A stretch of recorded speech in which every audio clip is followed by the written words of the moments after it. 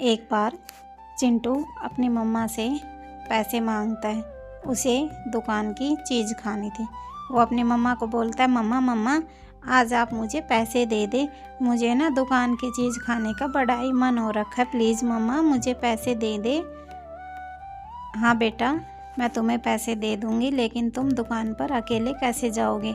अगर रास्ते में तुम्हें कोई कुत्ता बिल्ली मिल गया तो तुम्हारी जान को खतरा हो जाएगा, तुम बड़े ही ध्यान से जाना।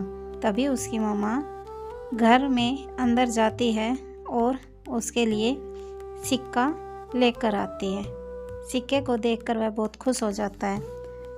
ये लो बेटा, तुम जाओ और दुकान से चीज़ ले आना, और हाँ ध्यान से जाना, याद रखना चीज़ तुम्हें घर आकर ही खानी है, रास्ते में कहीं खाने मत लग जाना। हाँ हाँ मम्मा, मैं घर आकर ही चीज़ खाऊंगा, मैं इतना पागल नहीं हूँ कि रास्ते में ही चीज़ खाऊं, और अगर किसी ने मुझसे चीज़ मांगी तो मैं किसी को नहीं दूंगा। बस आप चिंता ना करें, मैं यूँ गया और यूँ दुकान से चीज़ लेकर आया। वह बहुत खुश होता है और रास्ते में जाने लगता है।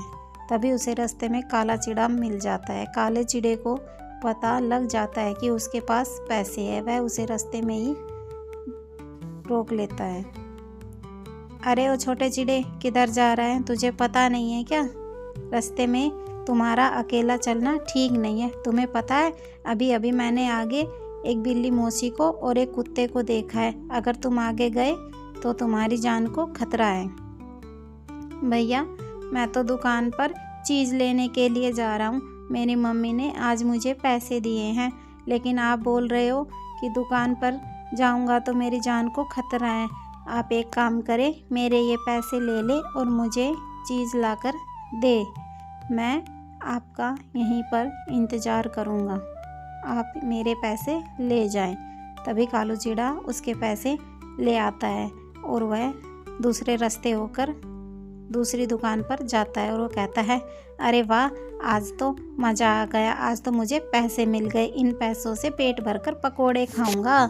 ऐसे ठंड के मौसम में गर्मा गर्म पकोड़े खाने का अपना ही मज़ा है।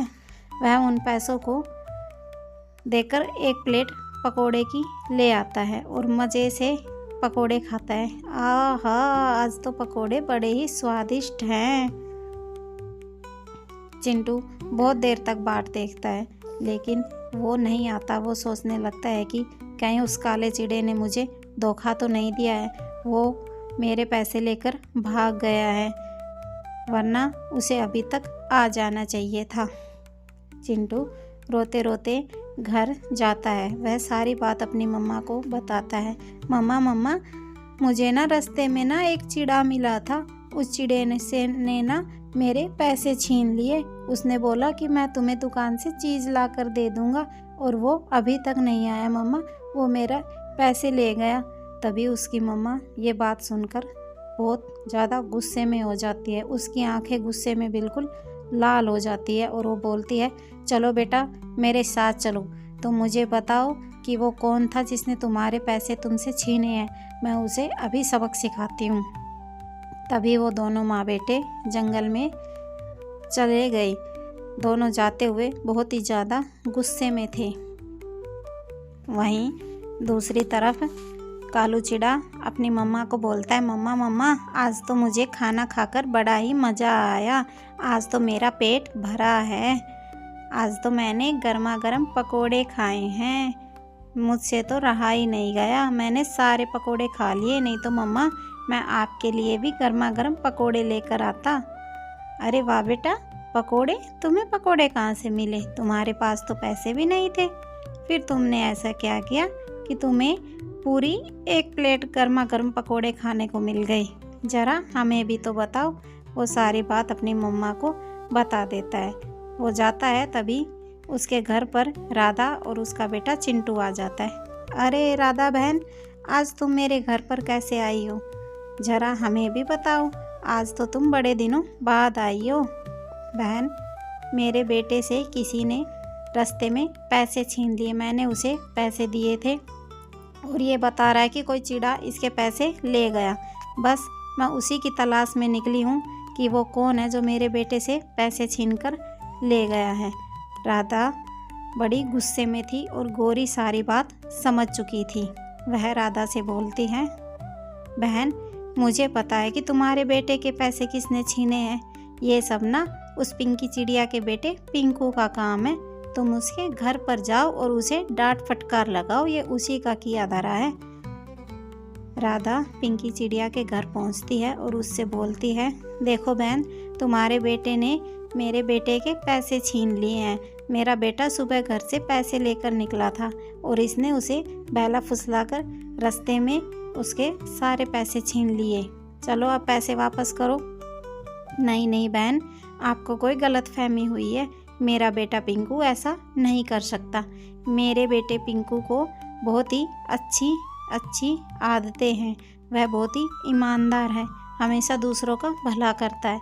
वह ऐसा नहीं कर सकता। मैं आपके बेटे से ही पूछती हूँ।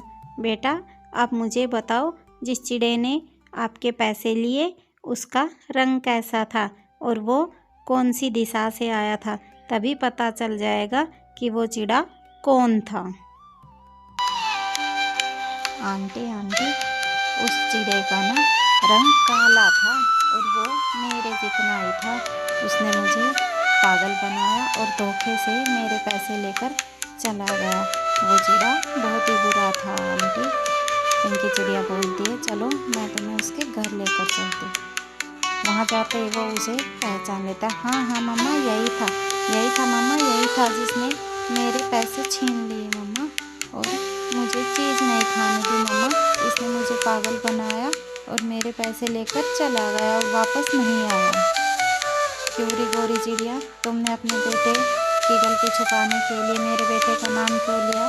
तुम्हें पता नहीं कि किसी दूसरे का झूठा नाम लेना पाप होता है।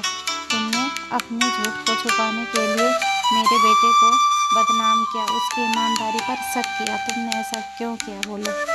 बहन मैं डर गई थी। मुझे लगा कि कहीं राधा मेरे बेटे को कोई नुकसान ना पहुंचा दे, इसलिए मैंने तुम्हारे बेटे का नाम ले दिया। बहन मुझसे गलती हो गई बहन, प्लीज़ मुझे माफ़ कर दो। तभी राधा बोलती है, तुमसे गलती नहीं हुई है, तुमने गलती जानबूझकर की है और इस गलती की सज़ा तुम्हें ज़रूर मिलेगी। इसका फैसला कल सुबह पंचायत में होगा। तुम पीपल के पेड़ के नीचे आ जाना।